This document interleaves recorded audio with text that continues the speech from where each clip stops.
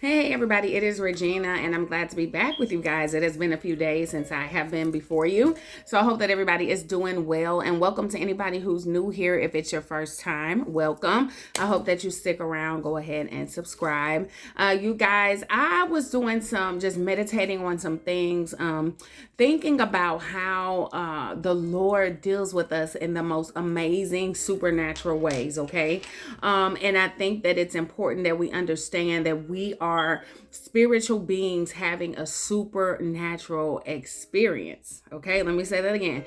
We are human beings having a spiritual, supernatural experience, right? And I was thinking about the different ways. Sorry, I'm adjusting this music so that's not overpowering. I was thinking about the ways that the Lord, even as early as last month and this week, even how the Lord has come to me supernaturally, and just different ways and concerning different situations. And I wanted to ignite you. I wanted to share these situations with you, so that you can know just the authenticity of our Father, right?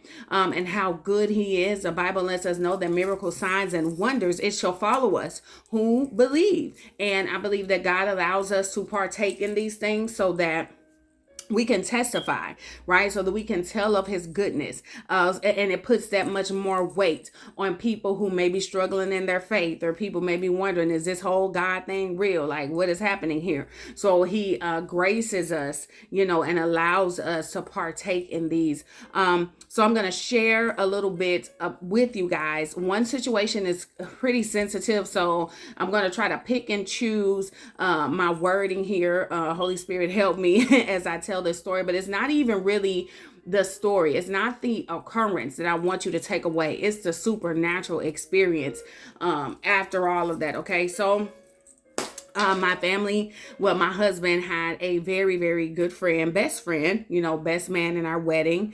And unfortunately, he passed about a year ago. Has it been a year yet? Or I think we're coming up on a year. I don't think it's been a full year that he has passed on. And before his passing, relationship between he and I became kind of strained. I wouldn't even say that the relationship was strained. I would say that it was a situation where I decided to create boundaries because I was very, very hurt by some things that were done. So I, forgive and move on, but I was going to create boundaries, and this is my husband's friend anyway. So, you know what I mean? Although I loved him, I'm like, this is your boy, you know what I mean? And, as a result of that, he and my husband hadn't even spoke in a while. And my husband, remained super neutral and innocent throughout the whole situation.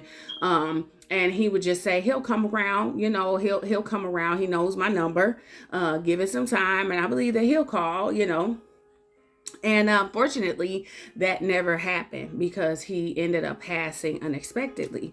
And so, the weight of the situation, it was one of those situations where, and still is, that you really have to just trust in the Lord to fight your battles. You really have to trust that the Lord will vindicate you. I'm still playing with this volume, sorry. Trust that the Lord will vindicate you in the situation, and that He will fight for you, because sometimes things happen and people put spins on stories. And sometimes, like, the truth never, it never comes to surface. So you really have to lean on God in those instances. And that's what happened with this situation.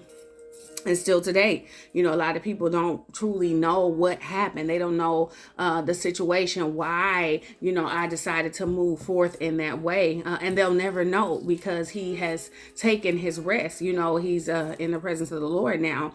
And so we fast forward, we were not really able to say our proper goodbyes because of the, in that relationship. My husband went to the homegoing service, but there was still no real closure because it's like this cloud over you.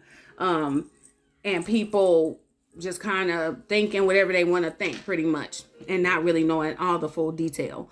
So, I went on And I'm like, this is really bad. It's really, really bad because the situation looks as if, it ended up looking as if like I was the reason, or came in between their relationship. Um, and then he passes away. And so I'm like, God, this is something different. Like, this is deep. You know what I mean? It's deep. And, yeah, I'm gonna leave that there.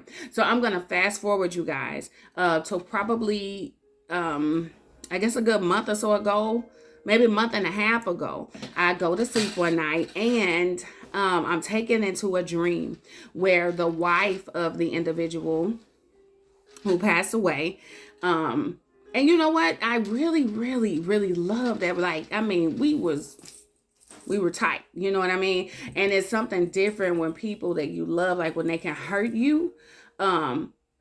So I was just like, I still love him, but I have to create that boundary, because you're scared of putting yourself in situations again and then potentially being hurt.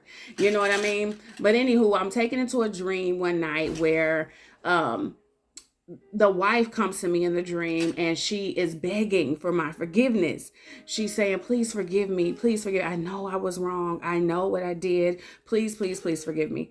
And, I'm in tears and she's in tears. And, I'm like, okay, I forgive you. I forgive you. And then the dream transitions into another frame. And the next frame was that along all these men that were in not the wedding, in the funeral, and the pallbearers, who are typically like the close, like the uncles or the cousins or the sons or something like that. Sorry about that. I had to push pause. My daughter was in here, kind of distracted me a little bit. But I'm transitioning to a different frame of the dream where I am amongst the pallbearers. And so I'm the only female amongst all these men. And I had the opportunity to carry the casket. And so I just thought, you guys, that was so amazing. So I'm walking and I'm carrying the casket with all these other men. And I'm just weeping and bawling and crying my eyes out. And you guys, this is an example of supernatural forgiveness. This is a supernatural forgiveness story. So the Lord had to deal with me in the realm of the spirit. He had to give me closure in the realm of the spirit in a supernatural way, because he knows that closure will never come, because this individual has passed away. Like, how else would I have gotten closure? You know what I mean? I would just have to kind of talk to myself and remind myself, like, you didn't do anything. You're not in control of people's actions, which is what I have been doing over time. Trying to check on how I dealt with the situation. Like, I didn't do anything out of character. I didn't do anything to offend anyone. I just chose to give myself space. And so the Lord, it was so amazing how he did that. Even, with the wife begging for my forgiveness, because the truth of the matter is there are some people that will never right their wrongs. And we know that. I'm sure, you can think of something that you have gone through, whether it was abandonment or molestation or, being physically abused, emotionally abused, married to a narcissist. Some of these people will never, ever, because of pride, or they want to act disillusioned and act like things never happened, whatever helps them sleep at night. There are people that will never admit the wrong that they have done. Okay. They will just settle in the fact and allow people to think that you have done something that you have not done. Whatever. That's not important. The important thing is that the Lord supernaturally handled that for me. And we know that forgiveness is not necessarily for the individual. It's for you. So the Lord was like, okay, I got to have a come to Jesus moment with you. Like, you got to come unto me. Okay. And I need to handle this with you in the realm of the spirit. This didn't occur in the natural, but in that moment, in that dream, I felt something break. I felt that thing break, and I felt it lift off of me. And I have not reverted to those feelings of sadness and heaviness again. Like, the Lord did a supernatural work in the spirit realm, in the realm of forgiveness. And it's so amazing. It was so amazing to me that I was able to experience a deliverance and able to move on from that. The Lord was like, I got stuff for you to do. Like, you can't get hung up here, so let me handle this. So that's one situation. The next situation was just a few days ago. I had a close sister in the Lord that I had. We grew up together. Well, I wouldn't say grew up because she was much older than I was. We went to church together in the 90s. So the mid to late 90s, we went to the same church. She was really close with my family. And as I, grew up and met my husband and married, I moved out of one state, the state that I was from, to another state, but it was just like a 30-minute drive, across the river. So not far at all, but I no longer went to that church, so her and I, there was no dealings after I left that particular ministry and followed my husband. And I would say about 5 years now, she and I reconnected because I was getting rid of the last few CDs that I had from my old album, my first album. I was trying to get rid of the last couple CDs. And she inboxed me and said, I would like one of those CDs. Do you have one? And so I met her somewhere within the neighborhood. Didn't know all of those years that we stayed like literally 10 minutes away from each other. And so there was a reconnection of that relationship and that sistership at that time. And I would say probably a year now. Yeah, about a year ago, she passed away. She had a tragic car accident. She was epileptic and she had a seizure behind the wheel. And before she passed, the Lord kept impressing her in my spirit. And so here we go. This is a lesson for you guys. If God put somebody in your spirit, stop what you're doing and check on them, because it's not for no reason. Even if it's just to call and say how you're doing, let me pray with you, girl, I'm just checking up. But I was busy moving. I did send her a text message, but you know how technology is in this day and time. We think that text messages replace conversations, and that's just like when you lose somebody, them text messages, it doesn't suffice. It's like that last conversation, if I would have leaned into the Lord a little more and listened to that nudging, and called her, things would have been a little different. But just 2 nights ago, I saw her in a dream, and she had like a purse in her arm. She had car keys and some bags in her hand, as if she was getting ready to leave and go somewhere. And I was like, oh my God, Tanae, I cannot believe that you're here. I cannot believe that, I ran into you. And I was overcome with emotion, and I began to lay my head on her shoulder and hug her and just cry and just weep. And I know what some people say, like, you're not supposed to dream about the dead, y'all. I know that level, okay? But I know for a fact that the Lord will allow you to see loved ones, whether they're like in the angelic form, because he can show us angels in human form, okay? So if that's her angelic being, I don't know, but the Lord allows, and that's not the first time that he has allowed me to see someone who has passed on. And he does it so that we can get closure. And so that we can move on. Come on. So that we can move on. She never said anything back. So this is, and this has been consistent down through the years when I dream about those that have gone on and when it's the Lord's doing, because they don't really speak.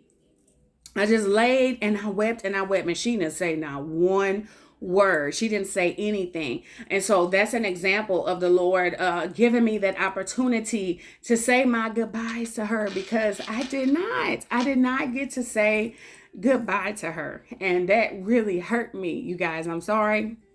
Try not to be emotional, but God loves us so much that he does these things with us in the realm of the spirit. Now, you ain't supposed to be talking to no dead loved ones and all that necromancy and stuff. No, this is different. I know the difference, okay? And so that's another example. And I'll share with you one final one. My mother, which is similar to this one. My mother has been gone for about 13 years now. So I've had my fair share of grief, as you can see. And after my mother passed away, shortly after she passed, in the dream, I was in a dream, and I received a telephone call from her. And I picked up the phone, and she was like excited, okay? She was like, Gina, I saw my name in the Lamb's Book of Life. And I mean, she was just rejoicing and praising God. And after she told me that, I was like, oh my God, Mom, I'm so happy. I'm so, I'm so glad. And I began to transition from that and to say, I love you so much. I miss you so much. I wish that I could talk to you and, one last time and all that stuff. But she went silent after that. Still on the phone, but she never conversed back with me in that manner. The same with the friend that I just told you about, right? Because they've transitioned, so they don't feel like we feel anymore. They don't have emotion and grief and things like that, which is why in these dreams, they're just there. They're not going to, the Lord allowed that message to come to me that she made it in and assuring me so that I could also send that message back to my siblings and my family and let them know, like, listen, when we live this life, we live this life to live again. And the Lord allowed my mother to send that message back that her name was in the Lamb's Book of Life. But as far as all that emotional stuff that I was doing, she's removed from this realm. So I didn't get that back. But that was enough, God is intelligent. He knows what he's doing.